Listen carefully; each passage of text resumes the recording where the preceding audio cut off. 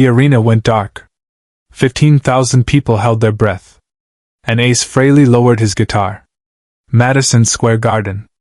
November 1977. Kiss was 3 songs into their set when every light in the building died. Stage lights. House lights. Emergency exits glowing faintly in the distance. Everything else black.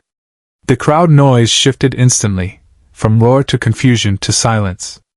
15,000 people trying to understand what was happening in the dark.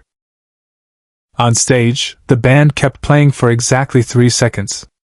Muscle memory. Professional instinct. Then one by one they stopped. Paul Stanley's rhythm guitar faded. Gene Simmons' bass went quiet. Peter Criss held his drumsticks suspended mid-beat.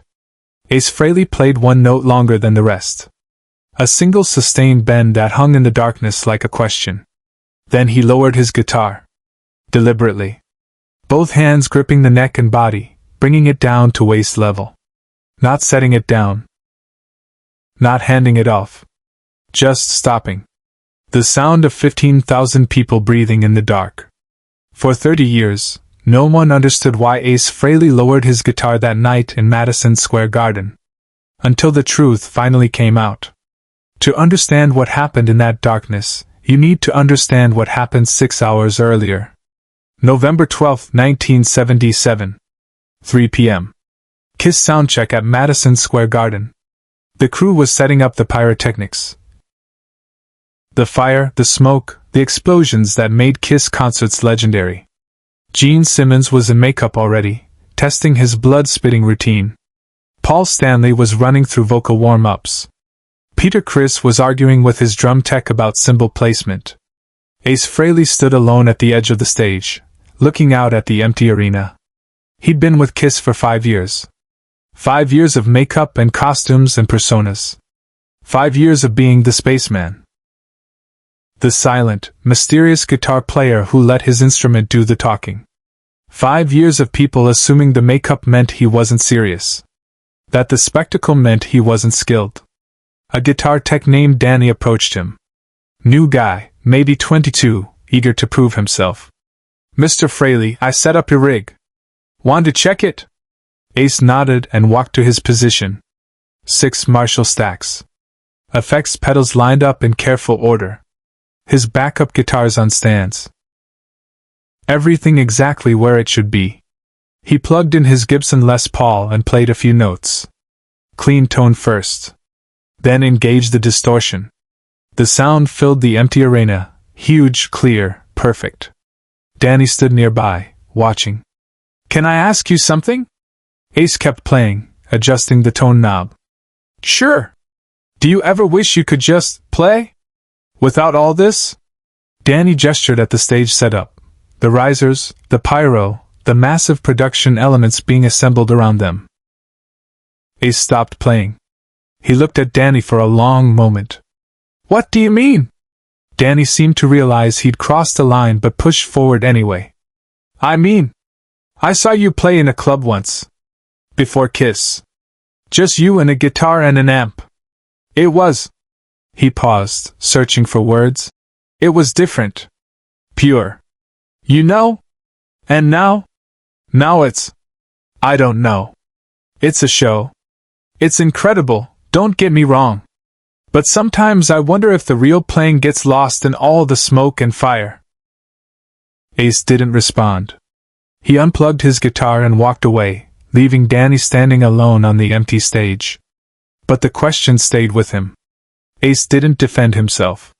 He never did. 6 hours later, the arena was packed. 15,000 people screaming as Kiss took the stage. The lights hit. The pyro exploded. Gene breathed fire. Paul commanded the crowd. Peter's drums thundered. Ace played his solos with that signature sustain that could make a single note feel like a conversation. Everything was perfect. Professional. Exactly what everyone expected.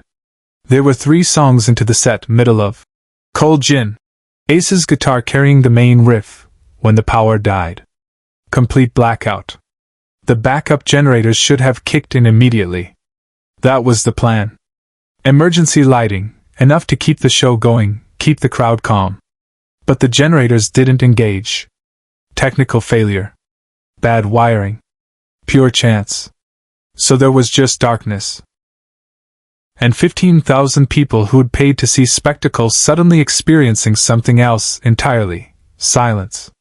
In that darkness, Ace Frehley made a decision. He could have kept playing. His guitar was still live.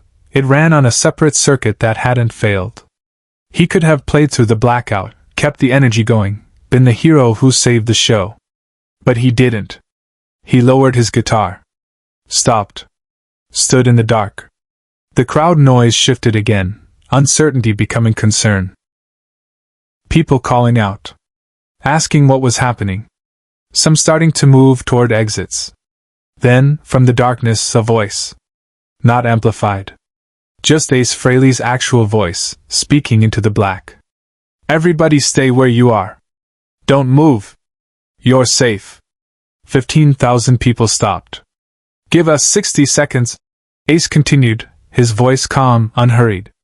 The lights will come back. But while we wait, I want to try something. In the darkness, there was the sound of Ace unplugging his guitar from the effects chain. The slight crackle of a cable being disconnected. Then the sound of him plugging directly into a single amplifier. No effects. No distortion. No processing. Just guitar and amp. And then he played. Subscribe and leave a comment, because some moments only make sense when we remember them together. The note that came out of the darkness was pure. Clean. A single sustained tone that filled Madison Square Garden without any fire or smoke or lights to accompany it. Then a second note. And a third. Ace Frehley was playing Black Diamond, but not the Kiss version. The version from before. From clubs and bars where there was no makeup, no costumes, no spectacle. Just a guitar player and an instrument, and the music between them. The melody was simple. Stripped down. Honest. In the darkness, 15,000 people went completely silent. Not because they were scared. Not because they were confused. Because they were listening. Really listening. Ace played for 40 seconds. No vocals. No drums. No bass. Just guitar. In the dark. With 15,000 people hearing something they never heard before at a Kiss concert. The actual musician behind the character. Then the emergency generators kicked in. Dim work lights flooded the stage. The crowd could see again. See Ace standing alone center stage, his Gibson Les Paul in his hands, no makeup running from sweat because the full lights hadn't been on, no pyro smoke clearing, just him and the instrument. And they erupted. Not the screaming of fans at a rock show. Something deeper. The roar of people who just witnessed something real. Paul Stanley stepped forward, picking up his rhythm part. Gene joined on bass. Peter brought the drums back in. The full version of Black Diamond crashed back to life, and the crowd sang every word. But for those 40 seconds, it had just been Ace. In the dark. Playing clean. Away from the spotlight, Ace made a choice no one expected. After the show, backstage, the band was processing what happened. The production manager was apologizing frantically about the power failure. The venue was offering compensation. Everyone was trying to spin the blackout as a problem that got solved. Ace sat in the corner of the dressing room, carefully wiping down his guitar. Danny, the young tech who'd asked the question during soundcheck, approached hesitantly. Mr. Frehley, that was... I've never heard anything like that. Ace looked up. Like what? When you played in the dark? Just you. No effects. It was exactly what I was talking about earlier. The real thing. Ace set down his guitar. You asked me if I ever wish I could just play without all this. The answer is no. Danny looked confused. But... the show matters, Ace continued quietly. The makeup, the fire, the production, it gets people in the door. It gets them excited. It makes them pay attention.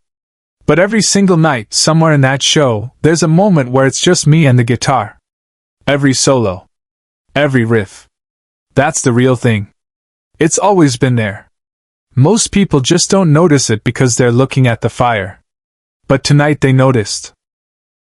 Tonight they had no choice, Ace said. The fire went out. So they had to listen. And they heard what was always there. He picked up his guitar again. That's why I stopped playing when the lights went out. I could have played with all the effects, kept the noise going. But I wanted them to hear the difference. Between the sound and the music. Between the show and the player. Danny nodded slowly. Did you plan that? Ace smiled slightly. The first real smile Danny had seen from him all day. No. The lights going out was an accident. But what I did in the darkness, that was a choice. What followed silenced everyone in the room. Word spread. Not immediately. This was 1977, no internet, no social media. But the people who'd been in Madison Square Garden that night told the story. To friends. To other musicians. To anyone who would listen. I was there when Ace Frehley played in the dark. The story took on a life of its own. Some versions got exaggerated. People claimed he'd played for 10 minutes, or that he'd unplugged completely and played acoustic. Those weren't true. But the core remained. When everything else failed, when the spectacle died, Ace Frehley had stripped his sound down to its essence and proved that beneath the makeup and the character, there was a musician who could fill an arena with a clean guitar tone and nothing else. Other guitar players heard the story. Some dismissed it. Some were inspired by it. A few understood what Ace had really done. He'd proven that the showmanship and the musicianship weren't opposites. They were partners. And when you knew how to balance them, you could do both. 30 years later, in a quiet interview for a guitar magazine, Ace was asked about that night. People always want to know if Kiss is real musicians or just a show, he said. That night in the garden, I answered that question without saying a word. The lights went out. The effects died. And I played. That's all that ever needed to be said. The interviewer asked if he'd do it again. I do it every night, Ace replied. You just have to listen through the fire to hear it. Share and subscribe. Some stories deserve to be remembered. The guitar Ace played that night, the Gibson Les Paul that filled Madison Square Garden with 40 seconds of clean tone in complete darkness, was never his favorite instrument. It wasn't the most expensive. It wasn't custom made. It was just a working guitar. But after that night, he never sold it. Never gave it away. Even years later, when he'd left Kiss, when the makeup came off for good, when the character of the Spaceman became a memory, that guitar stayed with him. Because it was the instrument he'd been holding when he proved something that didn't need to be proven to anyone except himself, that the music was always real. The spectacle was presentation. But underneath it all, he was a player. Always had been. Always would be. And on November 12, 1977, in the darkness of Madison Square Garden, 15,000 people learned the difference between watching a show and hearing a musician. They'd paid for the spectacle. But in those 40 seconds, they got something more valuable, the truth. Ace Frehley didn't need to defend himself. Didn't need to explain. Didn't need to prove anything with words. He just needed to play.